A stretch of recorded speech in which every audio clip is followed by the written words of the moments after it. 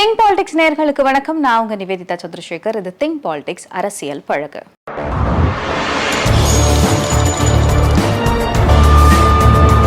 புதுக்கோட்டை மாவட்டம் ஆலங்குடி அருகே இருக்கக்கூடிய வடகாடு அப்படிங்கிற பகுதியில கோவில் திருவிழால ஏற்பட்ட பிரச்சனை காரணமா இரு தரப்பினருக்கிடையே ஏற்பட்ட மோதல்ல பட்டியலின மக்கள் வசிக்கக்கூடிய குடியிருப்புகளுக்கு தீ வைக்கப்பட்டது மட்டும் இல்லாம அங்க இருக்கக்கூடிய வாகனங்களும் அடிச்சு நொறுக்கப்பட்டிருக்கு. குறிப்பா ஒரு அரசு பேருந்து உடைக்கப்பட்டிருக்கிறதுனால அங்க பதற்றமான சூழல் ஏற்பட்டிருக்கு. வடகாடு மாரியம்மன் கோவில்ல பட்டியலின மக்கள் வழிபட அனுமதி மறுக்கப்பட்டதா சொல்லப்படுது. இந்த நிலையில கடந்த மே 5ஆம் தேதி அங்க தேர் திருவிழா நடத்தப்பட்டுச்சு. இந்த திருவிழாக்கு அப்புறமா அருகில் இருந்த பெட்ரோல் பங்க்ல யார் முதல்ல பெட்ரோல் போடுறது அப்படிங்கிற வாக்குவாதத்துல ரெண்டு தரப்பினருக்கிடையே மோதல் ஏற்பட்டிருக்கு. இதுல ஒரு தரப்பினர் பட்டியலின மக்கள் வசிக்கக்கூடிய பகுதிக்கு போய் அவங்களுடைய குடியிருப்புகளுக்கு தீ வச்சது மட்டும் இல்லாம அங்க இருக்கக்கூடிய வாகனங்களையும் அடிச்சு நொறுக்கியிருக்காங்க. இதுல காவலர் உட்பட 10க்கும் மேற்பட்டோர் காயப்பட்டிருக்காங்க. கிட்டத்தட்ட 4 பேருக்கு அரிவாள் வெட்டு விழுந்திருக்கு.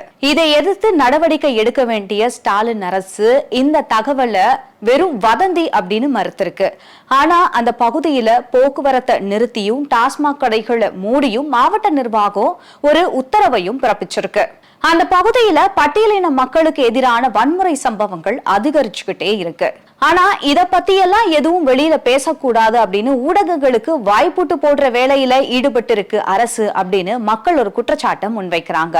விழுப்புரம் மாவட்டத்துல இருக்கக்கூடிய மேல்பாதி மாதிரியான பகுதிகள் தமிழகத்துல நிறைய இடங்கள்ல இருக்கு. இன்னமும் அங்க இருக்கக்கூடிய பட்டியலின மக்கள் வழிபாடு நடத்துறதுக்கு பல கலவரங்களை சந்திக்க வேண்டிய நிலையில சமூக நீதிக்கான அரசு அப்படின்னு நெஞ்ச நிமித்திக்கிட்டு சொல்லக்கூடிய இந்த திமுக அரசு மக்களை ஏமாத்திக்கிட்டு இருக்கு அப்படின்னு மக்கள் கொந்தளிச்சு போயிருக்காங்க. இப்ப அரசுக்கு முன்வைக்கக்கூடிய கேள்வி என்ன அப்படின்னா, இவ்வளவு கலவரங்கள் நடந்தும் நீங்க இத வதந்தி அப்படின்னு சொல்றீங்க.